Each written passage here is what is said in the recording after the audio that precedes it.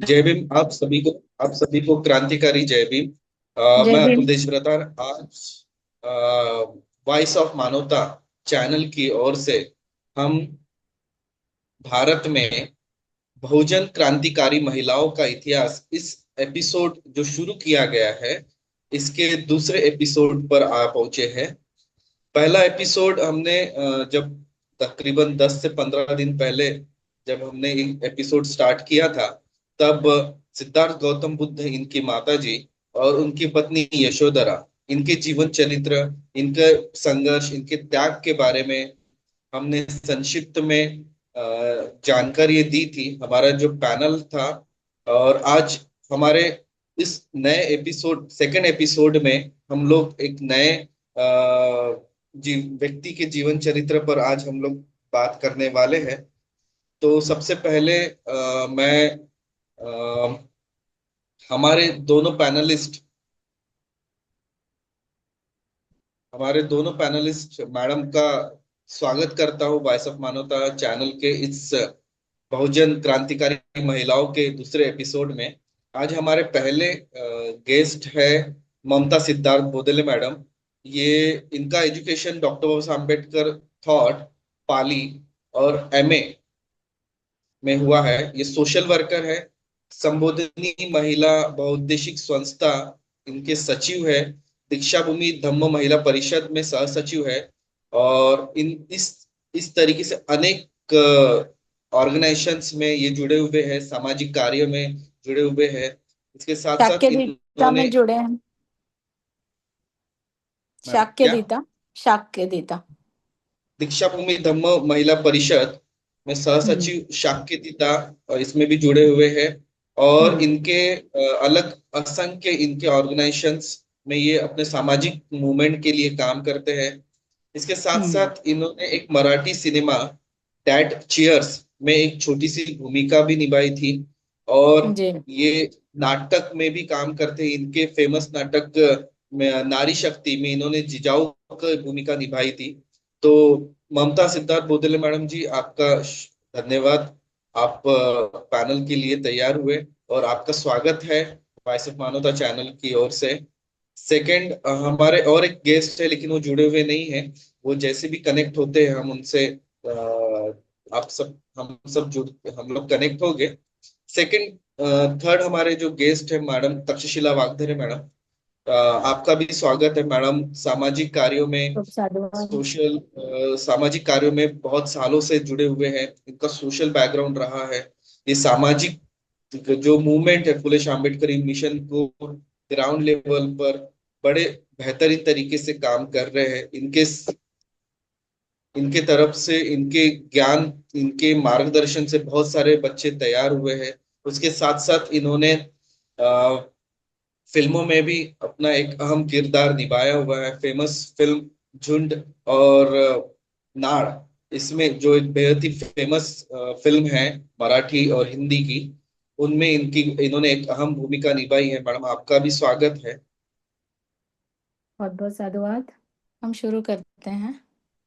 आज हम अपने दूसरे एपिसोड के बारे में जब हम लोग बात करते हैं, तो अ, हम लोग देखते हैं कि बुद्ध, जो बुद्ध धम्म है, बुद्ध धम्म में हमेशा ही दान को बहुत ज्यादा महत्व दिया गया है। जी। दान, फिर वो धम्म को दिया हुआ दान हो, संघ को दिया हुआ दान हो।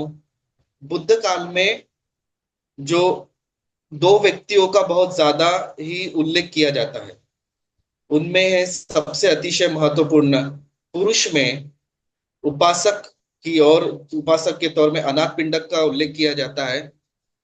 और बुद्ध के समय में महिलाओं को बहुत ज्यादा योगदान दिया जाता था। महिलाओं में तथागत ने महिलाओं में तथागत ने महिलाओं को प्रथम स्थान दिया है संघ में। और उनमें महाउपासिका के तौर पर मिगार माता का उल्लेख हमेशा किया जाता है। मिगार माता वैशाखा, इनका क्या योगदान है दान में, और उनके जीवन में किस तरीके से उन्होंने अपने बुद्धिज्म और बुद्ध के विचारों को किस तरीके से आगे बढ़ाया है, इस बारे में हम आज सेकेंड एपिसोड उस सब्जेक्ट्स पर रखे हुए हैं। उनका योगदान किस तरीके से आगे बढ़ा है और उनके योगदान के बारे में हम लोग किस तरीके से हमें नहीं पता होता है, तो वो हम लोग आज आज हम उनके जीवन चरित्र को देखने वाले हैं। तथागत ने हमेशा एक बात कही है अपने प्रबोधन में, कि जिस तरीके से एक माली अलग अलग फूल, मतलब अच्छे फूलों को हमेशा ही चुनकर अलग रखते हैं, उसी तरीके से संघ में एक आकर्षक फूल विशाखा, मिगार माता, इनका उल्लेख वो हमेशा करते हैं। मैं ऑडिबल, आप सबको मेरी आवाज आ रही है? ममता, ममता लेफ्ट हुई क्या? नहीं, वो ऑन है। अच्छा। वो आज हम मिगा आज हम मिगार माता विशाखा, इनके बारे में आज हम लोग संक्षिप्त में जानकारी हमारे जो दो पैनलिस्ट हैं उनसे लेंगे। वो मिगार माता विशाखा के बारे में हमारे देश में बहुत सारी किताबों पर कम ही लिखा गया है, लेकिन और उसके साथ साथ हमारे जो लोग हैं, जो बुद्धिजीवी है, जो उनका आवाज ये हो रहा है ममता जी का।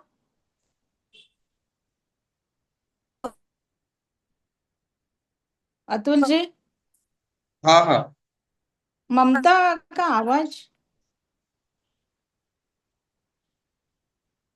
उनसे आवाज बोलो आ रहा थोड़ा है प्लीज। ममता मैम आपको? नहीं, उनका आवाज कट रहा है, ममता जी का। नहीं, उन्होंने म्यूट करके रखा है। मगर अभी उनको बोलिए आप ऑन ही ठीक है, करने के हम लिए। कार्यक्रम ऑन।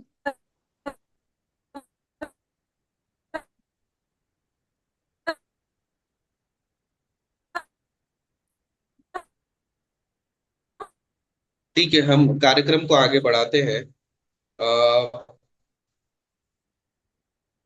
कार्यक्रम को आगे बढ़ाने से पहले मैं आप सभी को बता दूं कि वॉइस ऑफ मानवता चैनल की ओर से यह जो एपिसोड की जो श्रृंखला शुरू की गई, इसके पीछे का उद्देश्य सिर्फ यही है कि हमारी जो भारतीय बहुजन महिलाएं हैं, जिन्होंने इस देश में बहुजनवादी, समतावादी और स्वतंत्रतावादी विचारों को स्वतंत्र तौर पर रखने के लिए जो प्रयास किया है, जो त्याग किया है, उनका जो समर्पण है, ये इस देश के सभी लोगों तक पहुंचे।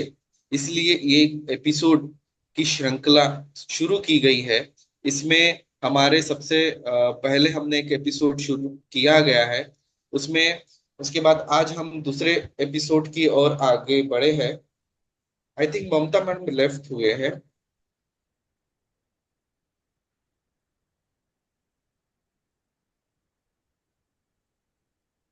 तो कोई बात नहीं, हम लोग आगे बढ़ते हैं। मैडम जल्दी जुड़ ही जाएंगे। तो सबसे पहला मेरा सवाल तक्षशिला वागदरे मैडम जी से है कि हम मिगार माता विशाखा, इनके शादी के पहले के जीवन का जो संक्षिप्त परिचय तथा उनके जीवन में उस समय क्या उनकी तथागत बुद्ध से भेंट हुई, इसके बारे में बताइए।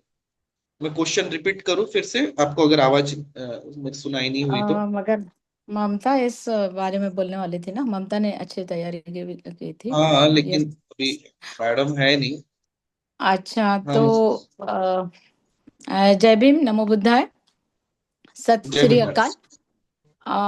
हमें वॉइस ऑफ मानवता मानवतावाद जो चैनल है, इस चैनल में हमें जो ऐतिहासिक इतिहास में जिनका बहुत योगदान रहा है और जो प्रेरणा रही है हमारे लिए महिलाओं के लिए, तो बुद्ध, तथागत बुद्ध के काल में जो महिलाएं रही, जैसे हम देखते हैं कि भिक्खुनी संघ निर्माण हुआ महाप्रजापति गौतमी जी के माध्यम से, और उसमें 500 शाक्य जो महिलाएं हैं उन्होंने भी भिक्षुनी की उन्होंने दीक्षा ली और वो भिक्खुनी संघ अस्तित्व में आया।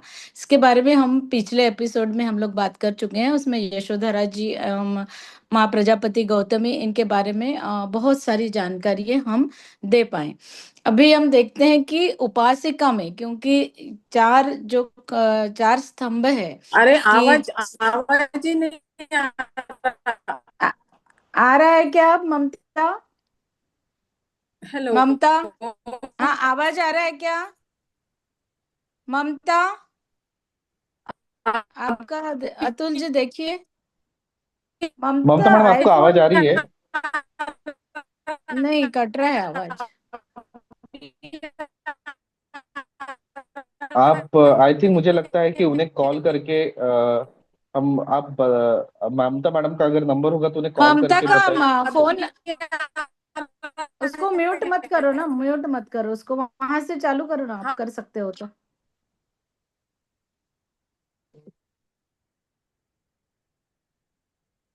आई थिंक आप उनको फोन कर, हाँ म्यूट होकर ऑन हो रहा है उनका फोन। या फिर किसी नेटवर्क एरिया में मैडम, आप किसी नेटवर्क एरिया में जहाँ पे हॉल में या फिर किसी ऐसी जगह पे बैठे जहाँ पर।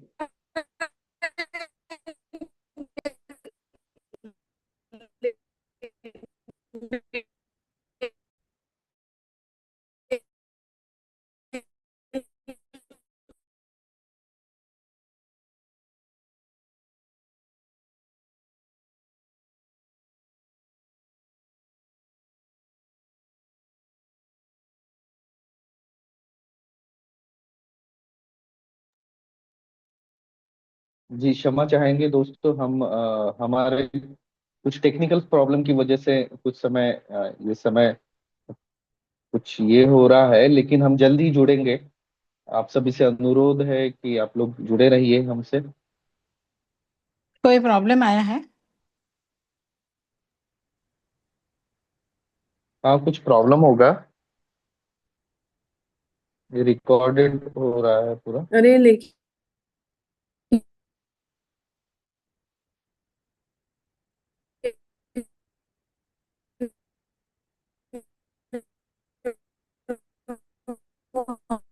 ममता मैम, आप मैं ऑडिबल आपको।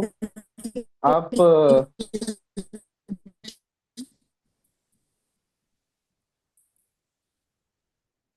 ममता मैम, आप किसी नेटवर्क एरिया में जाकर मतलब बैठ सकते हैं जहाँ पे भी अच्छी ठीक तरीके से नेटवर्क आए।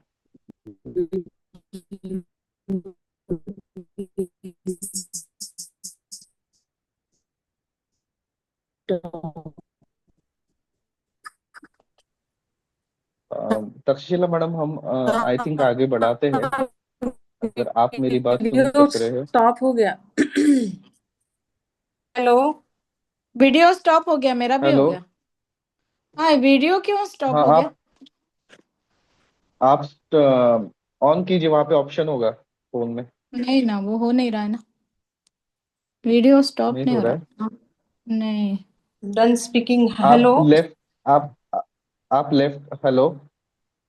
हेलो। हाँ ममता मैडम, बोलिए।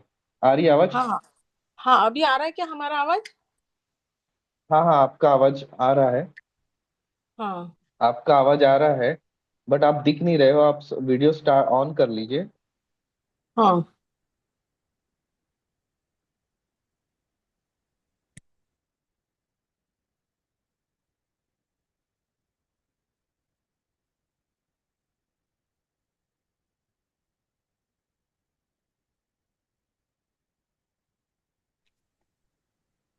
नहीं आ रहा। हाँ, आपका आवाज आ रहा है ममता मैडम, लेकिन आप दिख नहीं रहे हैं। आप ऑडियो या फिर घर पे कोई ऐसे सदस्य होंगे जिन्हें पता हो, आप वो स्टार्ट कर लीजिए। वहां पे ऑप्शन होगा स्टार्ट ऑन वीडियो का, म्यूट करके या फिर।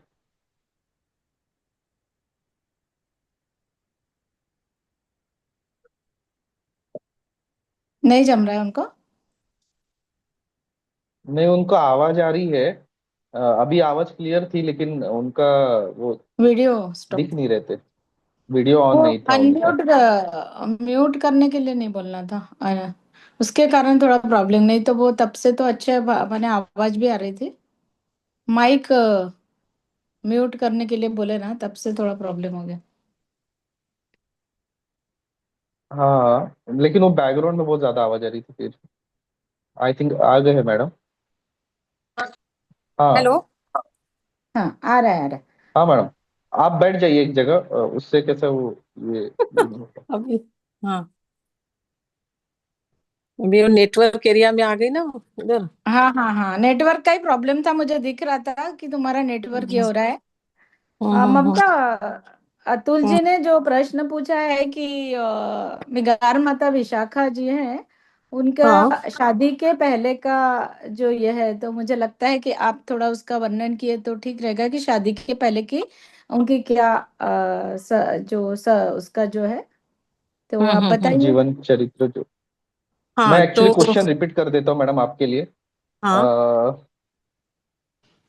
साथियों, हमारा पहला क्वेश्चन ममता मैडम जी से है कि मिगार माता विशाखा इनके शादी से पहले के जीवन का संक्षिप्त परिचय तथा हम्म। उनके जीवन में उस समय क्या उनकी तथागत बुद्ध से भेंट हुई थी, आप इसके बारे में बताइए मैडम।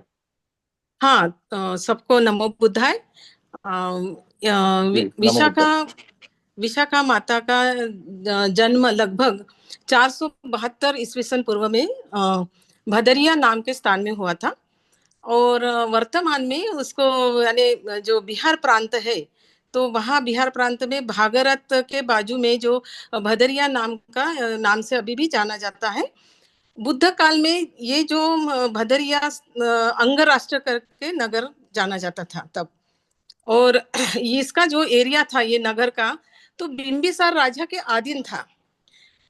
और वो राज्य वो नगर में श्रेष्ठी थे। श्रेष्ठी यानी बहुत धन संपत्ति वाले लोग, तो उन्हें तब श्रेष्ठी कहलाते थे।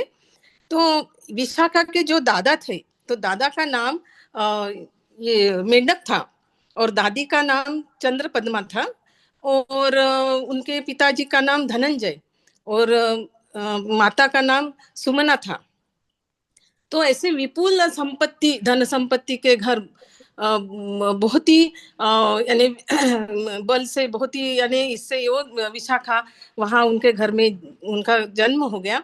तो बड़ी ही शांत और शुद्ध यानी बहुत ही बुद्धिमान, और दिखने में तो ऐसी देवी समान थी वो, बहुत ही सुंदर ऐसी हमारी विशाखा थी। और उसके बाद जब वो 7 साल की होती है, तो 7 साल की होती है तो भदिया नगर में, जो नगर में तथागत भगवान गौतम बुद्ध प्रवचन के लिए आते हैं। तो ये बात विशाखा को मालूम होती है। तो विशाखा बड़ी आनंद, बड़ा उसको अच्छा चित्त में लगता है कि मैं भी क्यों ना जाऊं भगवान गौतम बुद्ध के यानी उपदेश सुनने के लिए। तो इसीलिए वो अपने दादाजी के पास जाती है और दादाजी से कहती है कि मुझे भी यानी तथागत भगवान गौतम बुद्ध के अनमोल विचार यानी जैसा अमृत वाणी मेरे को सुनना है। तो दादाजी बोलते हैं ठीक है। तो ऐसा करके उसने आज्ञा लेती है। और उसके बाद वो 500 सहेलियों के साथ जहाँ तथागत भगवान गौतम बुद्ध अपना उपदेश देते हैं, वहां पे वो जाती है और बड़ी शांत चित्त से एकाग्र होती और अपने बहुत ही यानी गंभीरता पूर्वक से वो अपना अमृतवाणी भगवान गौतम बुद्ध की सुनते सुनते ही श्रोतापन्न होती है। श्रोतापन्न होती है यानी ज्ञान बोधि उसको प्राप्त होती है। तो तथागत भगवान गौतम बुद्ध 10 दिन तक वहां रुकते हैं। तो ये विशाखा रोज तथागत भगवान गौतम बुद्ध और उनके संघ को रोज भोजन दान देने जाती है। और बहुत ही यानी विनम्रता और इतने यानी आदर करती है भगवान गौतम बुद्ध और उनका संघ का। और भोजन देने के बाद तथागत भगवान गौतम बुद्ध बहुत ही अच्छे से उपदेश देते हैं, तो ये बड़ी शांत चित्त से उसे ग्रहण करती है। ये महान पुण्य उसको संग्रहित करती रहती है। तो तथागत भगवान गौतम बुद्ध का तभी उनसे मुलाकात होती है। ये 7 साल की विशाखा रहती है, उसको बाल विशाखा ही बोली जाती है तब। हेलो। हाँ। हाँ, और बाल विशाखा करके ही उसे कहलाते हैं। तो उसके बाद में यानी मैं बोलूं उसके बाद में भी हाँ। तो हाँ उसके बाद क्या होता है कि जैसा श्रेष्ठी आप रहता बोल है, सकते हैं। तो ये पहले रहते हैं जैसा भदिया नगर में। तो यहाँ पे जैसा प्रसन्नजित राजा बिंबिसार राजा को बोलते हैं कि मेंढक को मैं व्यापार के लिए संकेत में भेजना चाहता हूँ। तो बिंबिसार राजा है ना, उसको आज्ञा देते हैं। तो आज्ञा देने के बाद वो यानी जैसा धनंजय के इच्छानुसार ये श्रावस्ती के एकदम 7 योजन दूर ही सरयू नदी रहती है। तो सरयू नदी के किनारे बहुत ही सुंदर ऐसा भवन तैयार करते हैं प्रसन्नजीत राजा, और ये पूरा भवन ये धनंजय राजा को दे देते हैं। और तभी से वहां, यानी जैसा अयोध्या बोलते हैं ना, तो उसको पहले बुद्ध काल में साकेत बोलते थे उसको। तो इस तरह सब विशाखा और उनके सब लोग वहां पे आके फिर बसते हैं।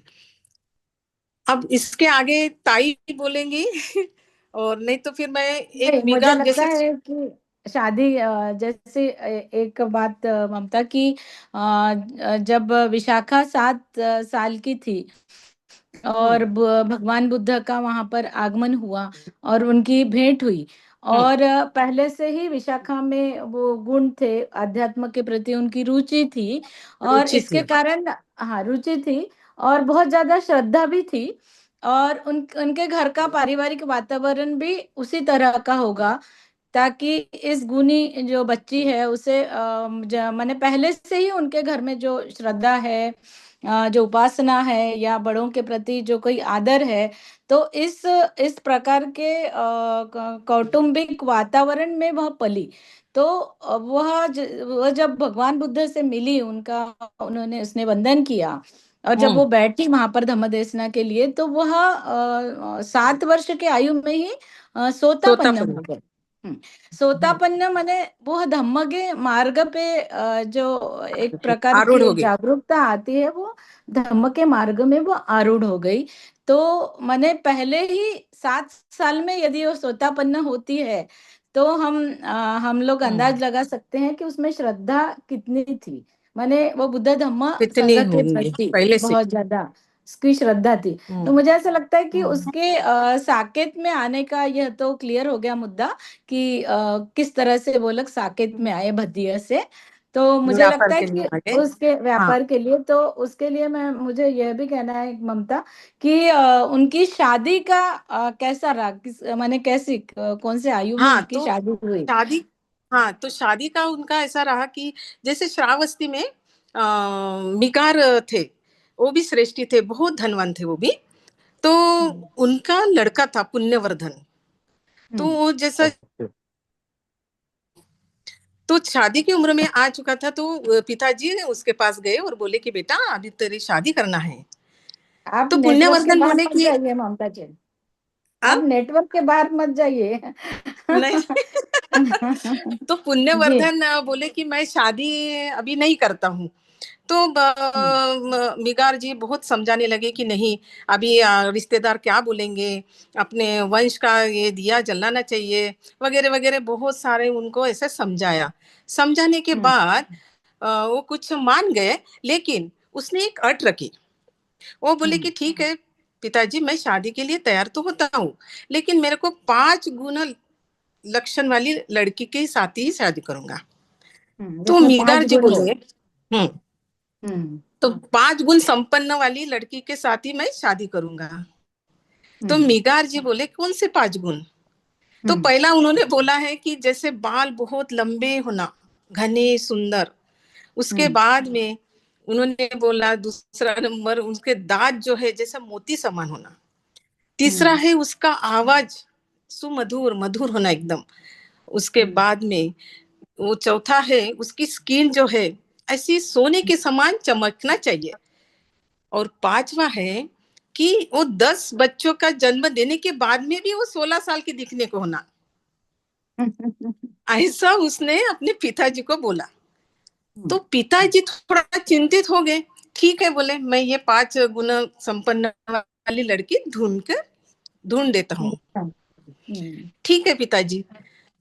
फिर मेगार जी ने बहुत बुद्धिमान जैसे 108 ब्राह्मणों को बुलाया, और उसमें से 8 ब्राह्मण को उन्होंने छाट के ऐसा बताया कि देखो पुण्यवर्धन ने ये 5 गुण संपन्न वाली लड़की के साथ ही शादी करूंगा ऐसा बोला है। तो वो 8 ब्राह्मण को मिगार जी बताते हैं कि ऐसा ऐसा वर्णन करते हैं कि कैसा, यानी उसने बताया करके।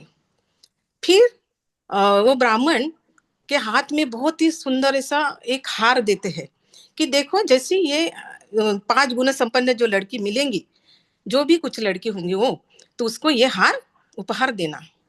तो फिर वो 8 ब्राह्मण दिशो दिशा निकलते हैं, कहीं भी लड़की नहीं मिल रही। फिर साकेत पहुंचते हैं।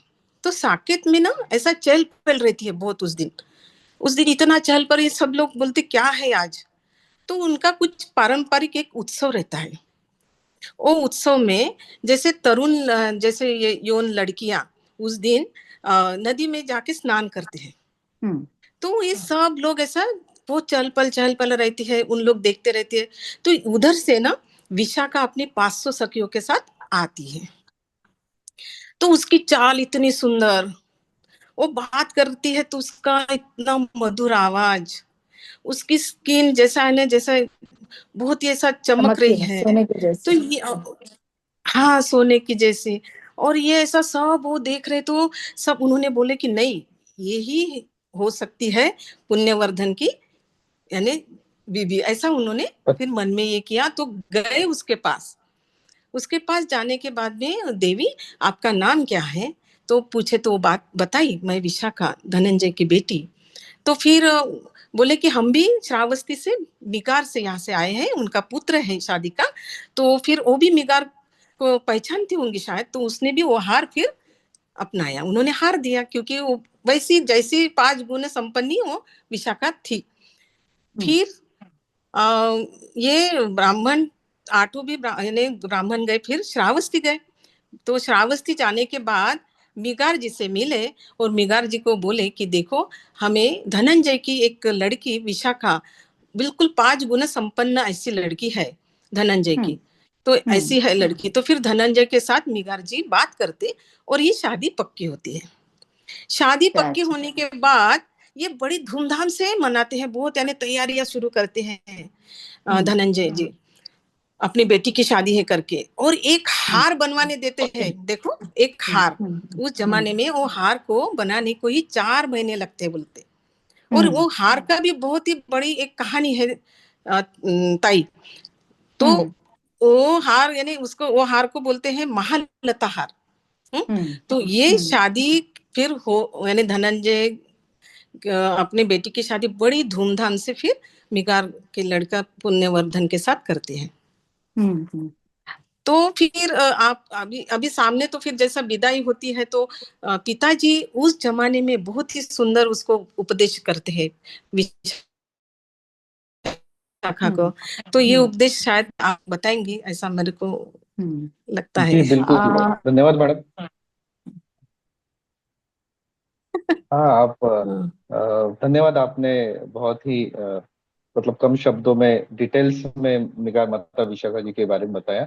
मैं तक्षशिला मैडम से जानना चाहूंगा कि आप इस पर अपनी राय रखिए। आप अभी कुछ बोल रहे थे आप। ममता जी ने बहुत अच्छे ढंग से एक कहानी के स्वरूप में भी, और बहुत से जो डिटेल्स वर्णन है जो बहुत जगह पर नहीं हमें मिलते हैं बौद्ध साहित्य में, मगर उन्होंने काफी अच्छे ढंग से कि उनका पुण्यवर्धन को किस तरह की उनकी वधू चाहिए चाहिए थी, या उनका भी विशाखा उस समय बचपन से ही किस तरह की श्रद्धालु थी, सोतापन्न हुई थी, और ये सब जो है कि शादी कैसी हुई, क्योंकि दोनों श्रेष्ठी थे। धनंजय धनंजय जिनकी पुत्री विशाखा थी वो भी एक श्रेष्ठी थे, बहुत धनवान थे, अमीर थे। और जिनके साथ में पुण्यवर्धन के साथ में जो विशाखा की शादी हुई, तो मिगार जो थे वो भी श्रेष्ठी ही थी। माने उसका जन्म भी बहुत धनी परिवार में हुआ, और उसकी शादी भी जो हुई श्रावस्ती में, तो वो भी मिगार सेठ जो थे वो काफी धनवान थे। मगर मिगार सेठ के बारे में हम देखते हैं कि जिस तरह से जिसका पालन पोषण, जिस तरह से जिस घर में विशाखा का हुआ था, वह घर किस तरह से श्रद्धालु था, बुद्ध धम्म संघ के प्रति उनमें बहुत श्रद्धा थी, और बहुत सारी उनका जो घर है इस तरह से था। तो जब शादी हुई, तो यह इसलिए मैं बताना चाहती हूँ कि आज भी हम लोग देखते हैं, मैंने 2600 साल पहले विशाखा के पिता ने जब बेटी विदा होती है, तो हम लोग देखते हैं कि विदा होते समय उसे कुछ अनमोल उपहार दिए जाते हैं, उसे कुछ बताया जाता है। तो एक प्रकार की वो भेंट होती है कि अपनी लड़की इस मायके से जब ससुराल में जाती है, तो ससुराल में उसने एक तो जो हम लोग आभूषण देते हैं या कुछ भेंट वस्तु देते हैं, तो वो उसके उपयोग के लिए देते हैं। भेंट वस्तु भी उसके खुशी के लिए देते हैं। मगर धनंजय सेठ ने जो अपनी बेटी को दिया, मुझे लगता है बेटी को कि आज भी वह जो आज भी वो लागू होता है। उन्होंने जो दिया है, वह आज भी हम लोग देखते हैं कि आज के जीवन में भी 2600 साल के बाद भी यदि महिलाएं या जिन बच्चियों की शादी होती है, यदि उस बात पर अमल करे तो बहुत खुशहाल जीवन उनका रह सकता है। हो उन्होंने जाता अपने है, बेटी सही को बात है। जी जी। सांकेतिक भाषा में कुछ 10 उन्हें सलाह दी, जिसमें हम देखते हैं कि बाहर की जो आग है, घर की आग जो है वो बाहर नहीं घर ले के आग जाना, बाहर नहीं जाना चाहिए। और जो बाहर की बाहर आग है उसे घर में मत लाना, और जो देता है उसको देना, जो नहीं देता है उसको भी देना। और 5वें वो बोलते हैं कि जो देता है उसको भी देना और जो नहीं देता है उसको भी देना। सुख से बैठना, सुख से खाना, सुख से माने हम लोग लेटना, अग्नि की परिचर्चा करना, कुल देवता की पूजा करना, इस तरह के जो बड़ों 10 तरह के के सांकेतिक उस बेटी को एक धरोहर उनका वो संदेश देते हैं। धनंजय देते हैं, ताकि आगे उसके घर का जीवन जो है खुशहाल रहे।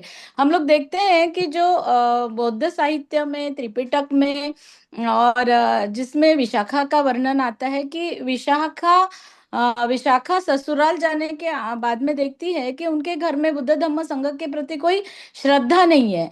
और विशाखा के श्रद्धा नहीं थी। जो ससुर है, मिगार श्रेष्ठी, हम्म जो बहुत ही हम्म। कंजूस और शक्की स्वभाव के थे, बात बात में वो विशाखा को थोड़ा माने लांछित, या ये ठीक से नहीं हुआ, यह ठीक से नहीं हुआ, ऐसा माने कुपित होकर वो बोलते भी थे।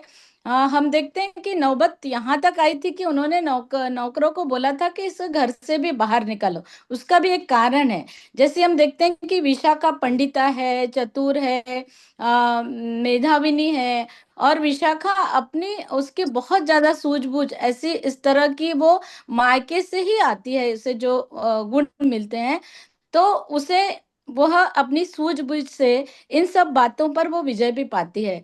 तो एक घटना मैं बताना चाहती हूँ कि घर में जी आने के मैम। बाद में वह खुद अपने जो मिगार है, अपने ससुर का वह बहुत अच्छा भोजन, अच्छे ढंग से भोजन, बहुत सारे पकवान पकाकर जब वह खाना देती रहती है, तो उस समय एक भिक्खू जो है, वह दरवाजे से जाता हुआ है और वो वहां पर रुकता है। तो पहले हम लोग देखते हैं कि बुद्ध संघ में जब चारिका करने के लिए जो संघ जाता था, भिक्षु जाते थे, क्योंकि उस समय की प्रथा थी कि संघ को अपना भोजन चारिका के माध्यम से ही वहाँ लोगों लोगों चारिका से लेकर ही ग्रहण करना पड़ता था। तो उस प्रथा में ही ग्रहण एक करना भिक्खु, पड़ता। जब मिगार माता जब विशाखा अपने ससुर मिगार को बहुत अच्छा खाना परोसती है और वहां बैठती है, तो देखती है कि एक भिक्षु जो है वो सामने खड़ा है। तो मिगार को वो दिखता है, मगर फिर भी वह अनदेखा करके वो खाना ही खाते रहता है। मगर विशाखा का की भी बहुत मनस्थिति विचलित रहती है, क्योंकि जब तक उसे भी लगता है कि भिक्षु वहां खड़ा है, और उनकी श्रद्धा थी बुद्ध धम्म संघ में, तो उन्हें लगता था कि खाने चारिका में दिया जाए भिक्खु को। मगर देखती है कि मिगार कुछ ध्यान नहीं दे रहे हैं उनके ससुर, तो वो थोड़ा साइड में होती है कि शायद दरवाजे में मैं खड़ी हूँ, तो इसलिए मिगा मैंने मेरे ससुर को ये दिख नहीं रहे भिक्षु करके, तो वो थोड़ी बाजू में खड़ी हो जाती है। मगर बाजू में खड़ी होने के बाद में मिगार देखता है कि भिक्खु वहां पर है, मगर वह फिर भी ध्यान नहीं देता है और वह खाता रहता है। तो यह बहुत विचलित होती है। मगर एक संस्कार भी रहता है उस समय की, बेटियां यदि ससुराल में जाती है तो बिना ससुर के या बड़े ससुर लोगों के के सामने नहीं बात कर, परमिशन नहीं हो तो वह के सामने दान भी बात नहीं दे नहीं कर। सकती। उसकी इच्छा भी थी कि भोजन दान करना चाहिए, मगर वह नहीं कर सकी क्योंकि उसके ससुर की वहां उनको परमिशन नहीं थी। तो वह बोलती है, वह नहीं बहुत थी। देर देखती है और बाद में बोलती है कि ए श्रमण आप आगे जाइए, क्योंकि मेरे जो ससुर है वह बासी भोजन खा रहे हैं। उपवास है। तो इससे इससे मिगार जी जो है वो बहुत क्रोधित होते हैं, आग बबूला बहुत ही होते क्रोधित। हैं, और उन्हें लगता है कि मैं इतना अच्छा पंच पकवान खा रहा हूँ, इतना अच्छा भोजन खा रहा हूँ, और यह मेरी जो बहू है, यह एक श्रमण के सामने, भिक्खु के सामने बोलती है कि मेरे ससुर बासी खाना खा रहे बास का हैं। खाता। तो वह बहुत क्रोधित क्रोधित होते हैं, आग बबूला होते हैं, और उनके मन में ठान लेते हैं कि अभी विशाखा जैसी जो मेरा अपमान कर रही है एक श्रमण के सामने, तो मैं इसको घर से बाहर निकाल घर दूंगा। से बाहर। वो नौकरों को भी बोलते हैं कि विशाखा को इस घर से बाहर निकालो। माने पंडिता जो चतुर है, ऐसे विशाखा ने सूझबूझ पर इस परिस्थिति पर नियंत्रण पाया उसके बारे में, क्योंकि उसने अपने ससुर को शुद्ध धम्म के पक्ष में ले आई। उसकी भी एक कथा है। हम देखते हैं कि ये जो महिलाएं हैं जिनका इतिहास आज हम आप लोगों के सामने बता रहे हैं, तो इससे हमें प्रेरणा ही मिली है। जब हम महादान दाता जो अग्रदान दाता करके जिसे उपाधि मिली है, अग्र महा उपासिका करके जिस विशाखा को पदवी मिली है, तो उस विशाखा को भी यह पदवी कैसे मिली? उसके कर्म से मिला है, कर्म से मिली। हम बोलते हैं कि जो ब्राह्मण होता है, जो पंडित होता है, जो बुद्धिमान होता है, कि न जच्चा वसलो होती, न जच्चा ब्राह्मण होती, न वसलो होती, न जच्चा, न जच्चा ब्राह्मण होती, कमुना वसलो होती, कमुना ब्राह्मण होती। माने कर्म ही इंसान को वत्सल भी बनाता है और ब्राह्मण भी बनाता है। ब्राह्मण इस माध्यम से हम लोग लेते हैं कि ब्राह्मण माने पंडित, बुद्धिमान। और इस तरह से हम देखते हैं कि विशाखा ने भी अपने कर्म से एक अपना स्थान निश्चित किया, और इस स्थान को निश्चित होकर ही आज हम देखते हैं कि वह भगवान की अग्र उपासिका, महा उपासिका बनी, अग्र दानदाता बनी। तो यह सब उनके कर्म है। तो अभी मैं इस बात पर आती हूँ कि जो 10 सांकेतिक उनके पिता ने दिए थे, जो बहुत ही बहुमूल्य वचन थे, जो बहुत बहुमूल्य उस पिता के संस्कार थे, वह संस्कार आज भी हमें किस तरह से हम लोग देखते हैं कि यह जो संस्कार है वो हमारे जीवन में किस तरह से। तो उनका कहना था कि तब वो मिगार जो है वो बहुत आग बबूला हो जाते हैं और वो पंचायत बिठाते हैं। उस समय कोई कोर्ट वगैरह तो था नहीं, डॉक्टर बाबा नहीं साहब था, अम्बेडकर राइट ने राइट। दिया आज जो हमें संविधान है, वह भी उस समय दिया है, नहीं राइट। था। तो वो उस समय पंचायत बैठती थी, पंचायत में नाते रिश्तेदार परिवार और गांव के जो प्रतिष्ठित व्यक्ति है वो बैठते हैं। तो वहां जाकर मेंढक जो है वो मेंढक बताता है कि मेरी बहू ने मेरा अपमान किया है, उसने श्रमण के सामने, मैं अच्छा खाना खा रहा था तो उन्होंने बोला कि बासी खाना, तो यह मुझे इसे घर से निकालना है करके वो पंचों के सामने और सब रिश्तेदारों के सामने बोलती है। और यह भी बोलता है कि यह अभी नहीं, जब शादी हुई तब इसके पिताजी ने भी इसको एक कान मंत्र दिया कि भाई घर की आग बाहर मत ले जाना। तो जब हम रहते हैं, हमारे बाजू में भी लोग रहते हैं, आजू में भी हमारे पड़ोसी रहते हैं, तो हम यदि उनका चूल्हे में जलाने के लिए आग यदि नहीं देते हैं, तो यह तो ठीक नहीं, इससे तो संबंध खराब होंगे। तो इसलिए वो बोलते हैं कि इसके इसके पिताजी ने इसे जो सांकेतिक ये दिए, तो मैंने चुपके से पर्दे के पीछे से यह सुना। तो वो पंच उन्हें बोलते हैं कि बेटी, कि आपने क्यों, आपके पिताजी ने ऐसे कौन से आपको बताया कि जिससे आपका घर ठीक ना रहे? तो आपको ऐसा कौन सा बताया कि क्या बड़ों का आदर नहीं करना, ऐसा बताया, या अपने ससुर का अपमान करना, ऐसा बताया? तब बहुत विशाखा एकदम माने उसे कुछ भी उसका दुख नहीं हुआ, उसे कुछ गुस्सा नहीं आया। वो बोली कि इन्होंने मेरी बात का गलत अर्थ लगाया। गलत मेरे मतलब, पिताजी हाँ। ने जो बाहर की आग घर में मत लाना, इसका कहना था कि तुम्हारे घर में सास है, ससुर है, तुम्हारी ननद है, तुम्हारे देवर है, या और बड़े बूढ़े जो घर में हैं, तो यदि कहीं उनकी निंदा होती है, और आप बहू हो ना, कहीं हम जाते हैं और कहीं घर के परिवार के व्यक्ति की यदि निंदा होती है, तो उस निंदा को आप घर में मत कहना। जनरली हम लोग ऐसा रहता है बहुआ हाँ, का कि भाई आपके बारे में तो ऐसा कहते हैं, वो मेरा मतलब ससुर तो ऐसा है, मैंने चुगलियां ना लोगों। करना। हाँ, तो यह जो है, इससे आग जो है, वो आग जो है वह माने घर में आग जो है वो घर में, घर से आग की, बाहर की आग। बाहर नहीं जाएगी, हाँ, तो घर पे नहीं दूसरा आएगी। भी हम लोग देखते हैं कि बाहर की आग भी जो है कि परिवार में यदि कलह, घर घर परिवार में कलह होता है, झगड़े होते हैं, तो वो बाहर नहीं जाना चाहिए, यह भी उनका उद्देश्य रहता है। और बाहर की आग घर में मत लाना, माने बाहर में यदि तुम्हारे परिवार के लोगों को कुछ बोलता है तो वो आप घर में मत लाओ। उनके पिताजी बोलते हैं कि जो देता है उसको देना, माने जो जिसे हम कोई वस्तु है, हम धन संपत्ति है, या पास पड़ोस में हम कुछ वस्तुएं जो उधार देते हैं, तो उसी व्यक्ति को देना जो देता है, तो उसे, और जो उसको वापस करता है, तो उसका मतलब है कि जो देता है उसको ही देना। यह भी उनका एक, अपने बेटी को एक माने उसे एक संस्कार देना था उसको। और जो भेंट नहीं स्वरूप। देता है उसको मत देना, वह भी उसके पिता बोलते हैं। तो जो देता है उसी को धन या वस्तु या कुछ भी जो है वो, और जो वापस नहीं करता है तो उसे मत देना। माने पांचवें इसमें वो बोलते हैं कि भाई जो देता है उसको भी देना, और जो नहीं देता है उसको भी देना। माने इसका अर्थ यही होता है कि जीवन में हमारे बहुत सारे रिश्तेदार होते हैं, हमारे दामाद होते हैं, हमारी बहू बेटे होते हैं, और इन बहुत सारे हमारे परिवार के जो लोग होते हैं जो हमसे बहुत ज्यादा जुड़े होते हैं।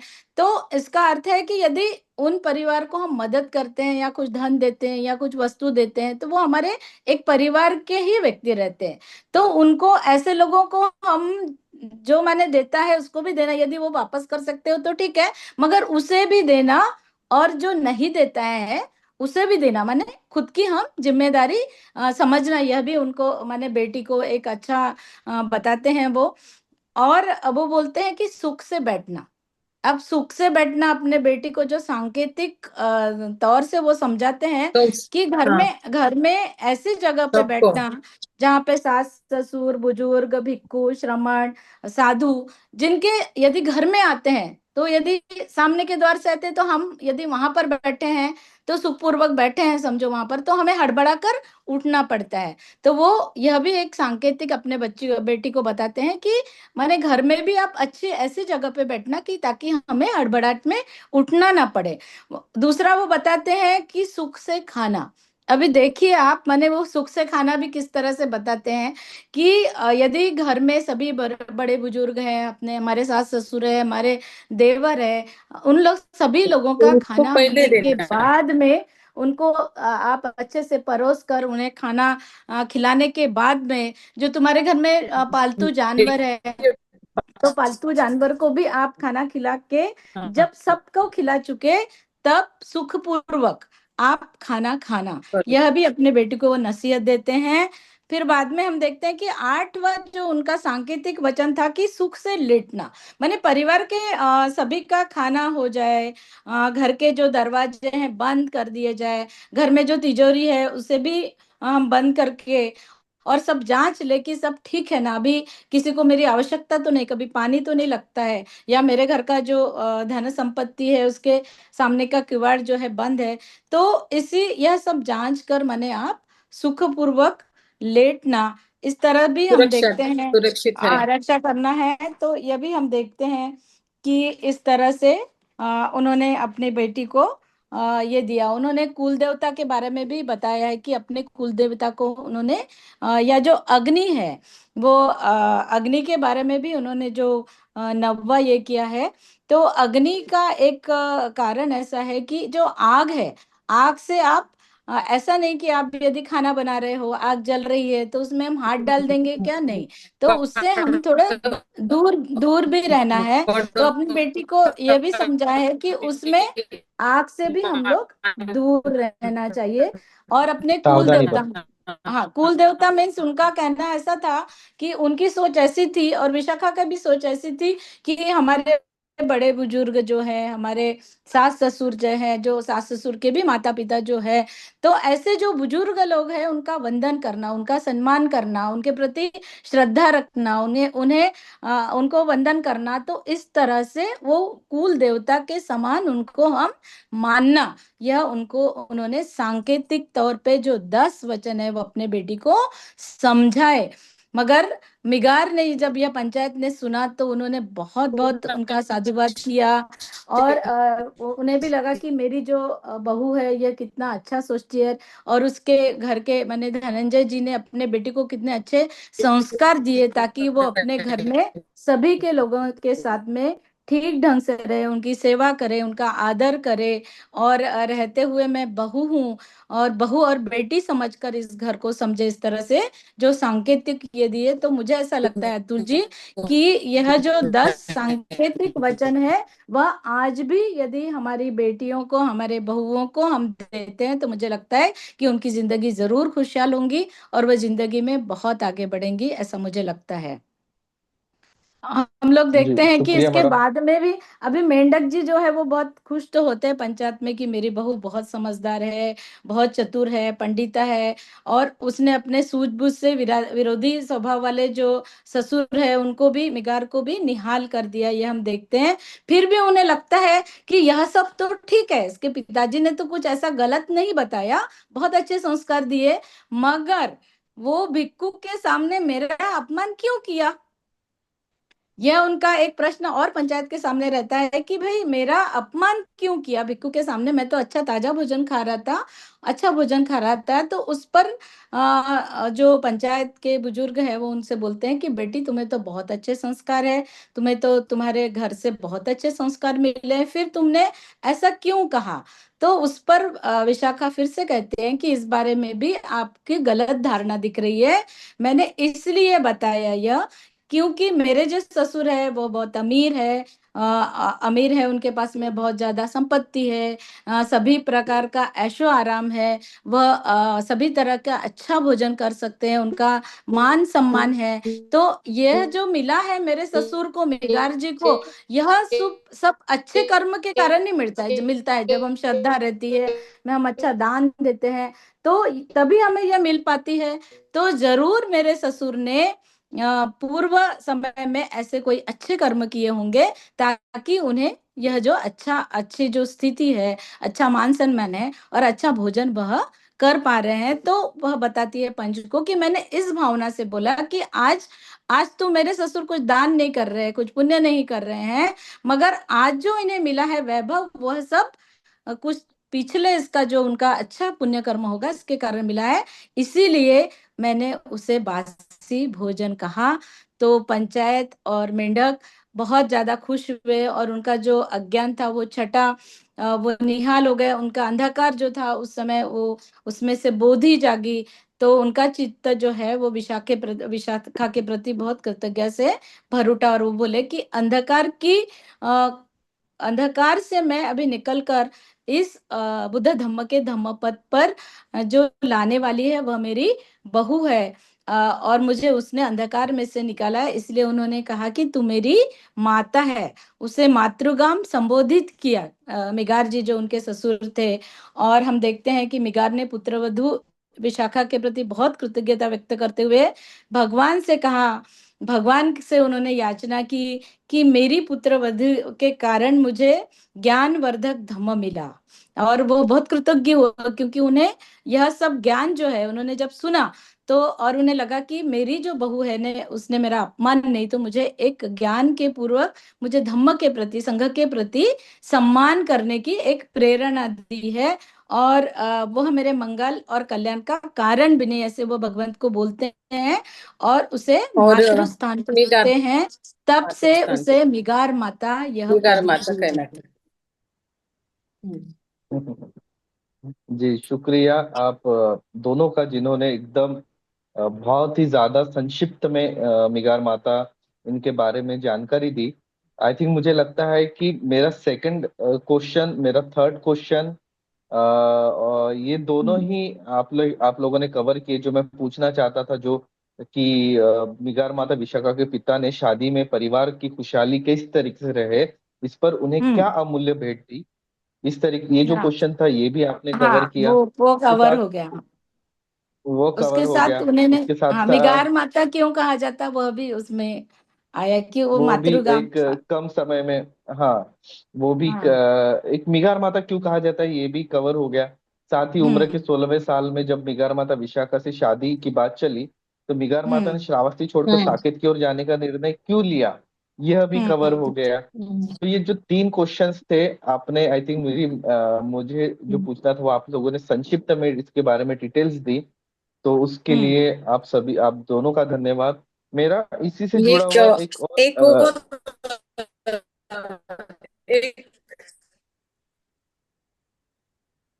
एक और ऐसा बताना था कि विशाखा जी मिगार मैडम। माता थी, जी। वो 120 साल तक यानी उनको वयमान था। हाँ, और उसको आपका मैंने जैसा 10 पुत्र और 10 पुत्रियां हो गई थी।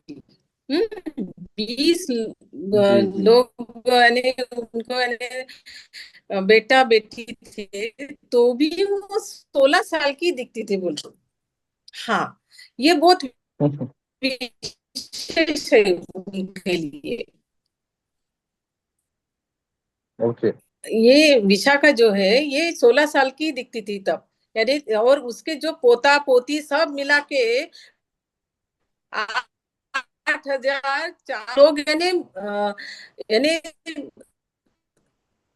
आश्चर्यचकित हो जाते थे कि ये इसमें विशाखा कौन है, यानी इतनी, वो 120 साल के होने के बाद। अतुल जी। जी आवाज जी जी कटत है थैंक यू मैडम। कवरेज में। आवाज आपका ब्रेक हो रहा है, लेकिन मैं थोड़ा थोड़ा समझ हो गया पाया हूँ आप जो कहना चाहते हैं। आवाज हमारे साथ एक और मेहमान जुड़े हुए हैं, कंचन मैडम। हमारे साथ एक और मेहमान जुड़े हुए हैं, कंचन मैडम। कंचन मैम, आप सुन पा रहे हैं हमें? हेलो। हाँ। कंचन मैडम, सुन पा रहे हैं आप हमें? जेएनयू से जो है वो कंचन मैडम। हम्म नहीं नहीं नहीं, वो शिप्रा ओके मैडम है, लेकिन वो शायद कनेक्ट नहीं हुए। ठीक है, हम आगे बढ़ते हैं। मेरा आप दोनों थोड़ा से ही ममता जी को बोलिए आप कवरेज में, क्योंकि ममता जी का बता रहे हैं कि कवरेज में, आप भी अतुल जी कवरेज में रहिए क्योंकि आपका भी वो दिख रहा है। मेरी आवाज आ रही है आपको, मतलब हाँ, आवाज आ रही है आवाज आ आपकी। रही है? हम्म। तो मेरा बस यही एक उससे ही जुड़ा, आपने जो इतने नहीं, संक्षिप्त में आप, बात की, मैं मेरा कवरेज में आपका आवाज कट रहा है ममता का आवाज कट रहा है आपका।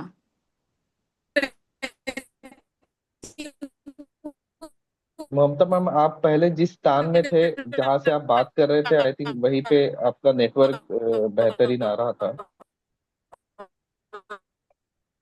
अतुल जी चले जाते, कट गया आवाज।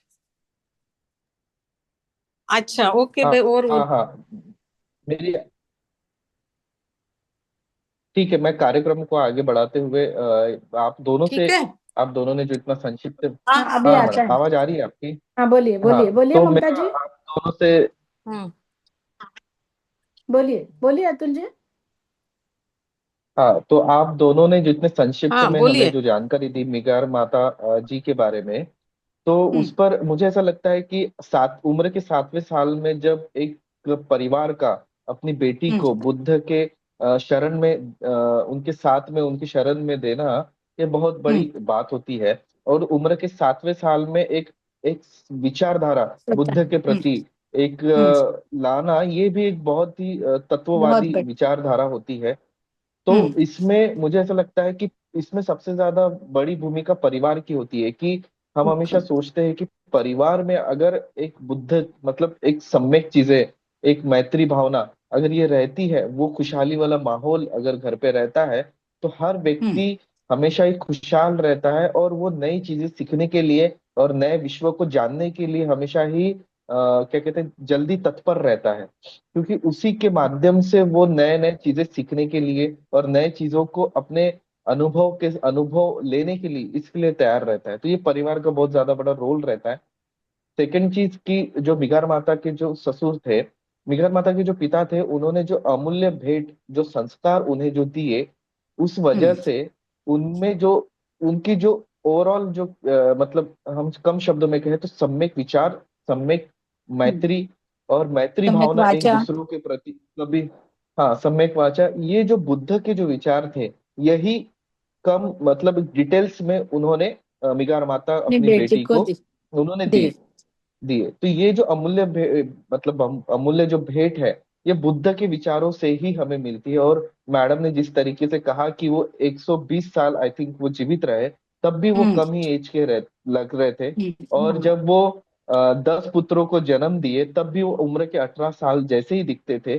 तो इसमें सबसे ज्यादा रोल बुद्ध के विचारों का ही होता है, क्योंकि बुद्ध बिल्कुल। के विचार जब हम अपने मन में सुख, हमारे मन को शांत मन में और एक मैत्री भावना एक दूसरे के प्रति, शांत। एक दूसरे के प्रति जब हम मैत्री भावना रखते हैं, जब हम एक दूसरे के प्रति घमंड, क्रोध, इन सब से दूर हटकर जब हम सिर्फ एक दूसरे के प्रति मैत्री भावना, एक अच्छे विचार रखते हैं, तो शरीर अपने आप हमेशा ही ऊर्जावान होता है। और ऊर्जावान शरीर कभी बूढ़ा नहीं होता है। तो ये बुद्ध के विचार ही है, जिस और वजह से धम्म ही बल मिलता मिगार है। माता धम्म बल मिलता है। जी बिल्कुल, राइट। तो उसी आखिरी वजह तक से कहने कहीं ना वैसा की कहीं वैसी दिख रही थी। हमारी, हाँ। हाँ एंड मतलब हमारी उम्र, भले ही हमारी नंबर्स बढ़ जाते हैं उम्र के, लेकिन हमारा शरीर हमेशा तरोताजा होता है। ये बुद्ध के शरीर। विचारों के से ही होते हैं। अब हम्म मेरा आप दोनों से ही एक हम्म सवाल है वर्तमान को जोड़ते हुए, कि ये जो आपने जो बात बताई, एक पिता को अपनी बेटी को जो संस्कार दिए 2,500 साल हम्म पहले, ये हम्म उस समय शिक्षा का एक अलग ही शिक्षा हमारे देश में, उदाहरण।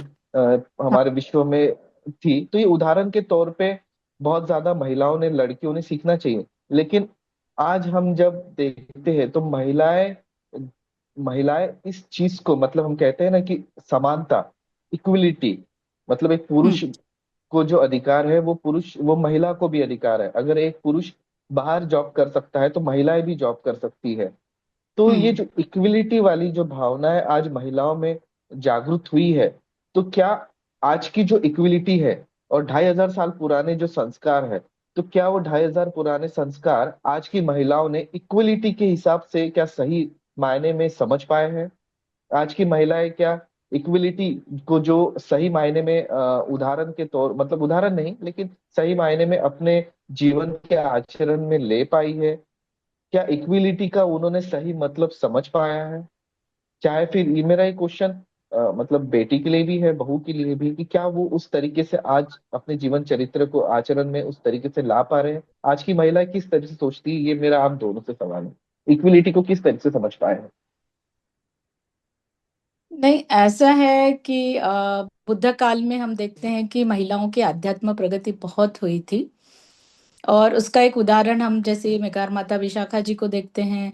हम भिक्खुनी संघ में जो थेरी हुई है, उन थेरियों का जीवनमान देखते हैं कि अपने पूर्वाश्रमी के जीवन में वो किस तरह से कुंठित रहती थी, परिवार में उनका कैसा स्थान था।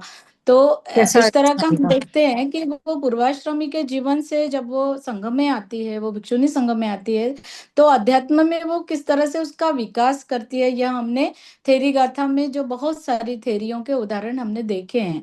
मगर आप वर्तमान की बात कर रहे हैं, तो वर्तमान में मैंने आपको यह भी बताया है कि जो 10 सांकेतिक जो धनंजय ने अपने बेटी को दिए हैं, तो वह आज भी वह खरे उतरे हैं, यह आप भी समझ लागू सकते हैं। है। मगर उसके बाद में, बुद्ध काल के बाद में हम देखते हैं कि जो मनुवादी विचार सरणी या विचारधारा इस देश में छाई, कि बुद्ध ने जो अधिकार दिए थे सभी को कि अध्यात्म और खुद की प्रगति और मानव ने दूसरे मानव के साथ में किस तरह से मानवता पूर्वक व्यवहार करना चाहिए। यह जो विचारधारा बुद्ध ने दी थी कि हमें शीलों का पालन किस तरह से करना चाहिए। हम समाज में रहते हुए यदि शीलों का पालन करते हैं तो हम अच्छी तरह से जीवन यापन कर सकते हैं। हमारी आजीविका कैसी होना चाहिए, और इस तरह के जो शीलों का पालन उस समय होता था। और भगवान का जो श्रावक संघ है, भिक्खुनी संघ है, उपासक है, उपासिका कि देखो कि उन्होंने बहुत ज्यादा अध्यात्म में प्रगति करने के बाद में अपना जीवन खुशहाल किया था। क्योंकि भगवान बुद्ध एक ऐसे ये है कि उन्होंने खुद को मार्गदाता कहा है। उन्होंने खुद को कोई एक पदवी नहीं दी कि मैं सिर्फ मार्ग बताने वाला हूँ, मैं कोई ईश्वर या कोई चमत्कारिक शक्ति उन्होंने कभी नहीं माना। तो उन्होंने एक मैं मार्गदाता हूँ कि मैं इस मार्ग पे चला हूँ, क्योंकि उन्होंने जो दुख मुक्ति जो दुनिया में बताई कि दुख है मगर दुखों को दूर भी किया जा सकता है, और उसे उसे हमें दूर भी कर सकते हैं। ऐसा आर्य अष्टांगिक मार्ग हमें दिया है। मगर मनु के समय में हम देखते हैं कि चातुर्वर्ण्य जो व्यवस्था है वो ज्यादा सशक्त हुई, स्ट्रांग हुई। महिलाओं को फिर से उन्होंने एक शूद्राति शूद्र के स्थान पे रखा। शूद्रों को उन्होंने हर तरह से अलिप्त रखा, हर तरह से उन्हें प्रगति से, उन्हें शिक्षा से, उन्हें संपत्ति से और समाज जीवन में आगे आने का कोई भी मौका नहीं मिला। इस समय जो महिलाएं थी, तो उस महिला माने बुद्ध ने जो स्वतंत्र महिलाओं को दिया, उसके बाद में वह मनु ने छीना। और डॉक्टर बाबा साहब अम्बेडकर के प्रेरणा से उसके बाद में भी हम देखते हैं महात्मा ज्योतिबा फुले और सावित्रीबाई फुले और बहुत सारे जो समाज सुधारक है, उन्होंने महिलाओं को एक स्वतंत्र अस्तित्व, एक मानव करके उनके साथ में मानवीयता पूर्वक व्यवहार करना चाहिए और उन्हें भी बराबरी का हक मिलना चाहिए। ऐसे बहुत हमने देखे हैं कि बहुत सारे महापुरुषों ने और सुधारकों ने ऐसा रखा है, उन्होंने काम किया है।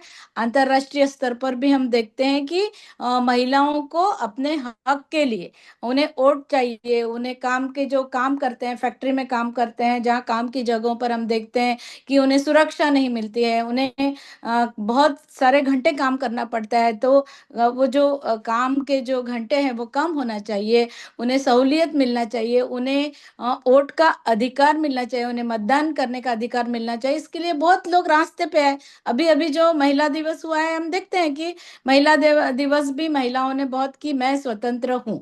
तो हम इस स्वतंत्रता को बाबा साहब के संविधान की नजर से देखते हैं कि हमें भारत की जो नारियां हैं, भारत की जो महिलाएं हैं, उन्हें रास्ते पे नहीं आना पड़ा, उन्हें रास्ते पे आके संघर्ष नहीं करना पड़ा कि हमें प्रसूति जो है छुट्टियां वो मिलनी चाहिए, हमारे जो काम के जो ये है वो कम होना चाहिए, या हमें वोट का अधिकार कि देश में जिस राजा को चुनना है उसमें लोकशाहीत्मक जो राज्य हमें मिला है, जो भारत मिला है, तो उसमें कोई हुकुमशाह नहीं है। तो यह सब बाबा साहब के संविधान की हम देखते हैं कि संवैधानिक जो नारी है वह इस तरह को देखती है कि बुद्ध का जो अध्यात्म ज्ञान है वह लेकर आज भी हम देखते हैं कि बाबा साहब ने जो धम्म दिया है उस धम्म के माध्यम से वह आज आगे जा रही है। मगर उससे लगता है कि सिर्फ किचन से हमें मुक्ति माने स्त्री मुक्ति नहीं, हमें बौद्धिक स्तर पर हमें समानता का अधिकार, हमें भी मानव समझा जाए, हमें भी इंसान समझा जाए और हमारी तकलीफें भी एक इंसान ने दूसरे इंसान के साथ में समझना चाहिए। हम सिर्फ किचन माने मैं खाना नहीं बनाती क्योंकि महिलाओं ने खाना बनाना चाहिए, क्या यह स्त्री मुक्ति किसी की परिभाषा हो सकती है? मगर मैं भगवान गौतम बुद्ध एवं डॉक्टर बाबा साहब और बहुत सारे सुधारक जी है, इनकी जब विचारधारा रख के जब मैं काम करती हूँ तो मैं यह सोचती हूँ कि हम बौद्धिक स्तर पर हमें स्वतंत्रता मिली है और बौद्धिक स्तर पे हमें स्वतंत्रता मिली है। और यदि हमें मानव के समान यदि समझा जाता है, फिर वो हमारा पति क्यों नहीं हो, हमारा भाई क्यों नहीं हो, हमारा बेटा क्यों नहीं हो, तो मुझे ऐसा लगता है कि फिर ये गौन है कि खाना किसने बनाया, चाय किसने बनाया, बौद्धिक परिवर्तन होता है। समानता, हम दूसरे को समानता सम्मान देते हैं, रिस्पेक्ट देते हैं, तो अपने आप ही वो समझते हैं कि भाई मेरी भी जो पत्नी है वो भी 8 घंटे काम करके आज घर में आई है, या वो थक गई है घर का काम करते हुए, तो बौद्धिक परिवर्तन होता है। तो अपने आप ही ये सब बातें आती है कि नहीं, मुझे भी कुछ उसके काम में मदद करना चाहिए। इसलिए मुझे लगता है कि हम जो स्त्री मुक्ति की व्याख्या रखते हैं, हम बौद्धिक रखते हैं, हम समानता की रखते हैं, हम एक दूसरे के प्रति सम्मान रहना चाहिए, यह हम मानते हैं। जी शुक्रिया मैडम। मेघरा जी शायद आप उनकी आवाज नहीं, तो मैं उनकी तरफ से आपका शुक्रिया कहना चाहूंगा। और हम जल्द ही इसके बाद तीसरे एपिसोड के लिए मिलेंगे। तो आज तक के लिए इतना ही। जय भीम, नमो बुद्धाय, जय संविधान, जय भारत। जय भीम, नमो बुद्धाय, जय संविधान। Meghraj Singh has brought the solution to the problems of the whole world in the form of a book. Book number 1. What is the solutions to the serious disputes within families in the world? This book contains solutions to the problems of families all over the world and solutions to the problems of countries all over the world. Book number 2, How Will Human Around the World Lives Freely from Mental Slavery? This book contains solutions to the problems in the minds of atheists, theists, and people all over the world. Book number 3, We Will Eradicate Racism from the Entire World. In this book, racism is spread all over the world. Racism has made life difficult for people of almost the world. This book contains the solution to end racism. Book number 4, How Can Mankind Get Ultimate Happiness? Let's find out. In this book, people from all over the world can make their lives happy, and by solving the problems, ways have been explained in this book. Book number 5, How Poor Meghraj Singh Became the King of Satyog. This book contains 30 parts of the story related to the life of Meghraj Singh, in which every word is full of truth. The people who read this book will never be disappointed in life and will never fail. After reading this book, all people will live life with self-respect and will be successful happily. Although there are many writers in the world, some write novels, some write poetry, some write common books, some write very big films. But Meghraj Singh has taken up the task of writing books, keeping in mind the problems of humans all over the world. Have done.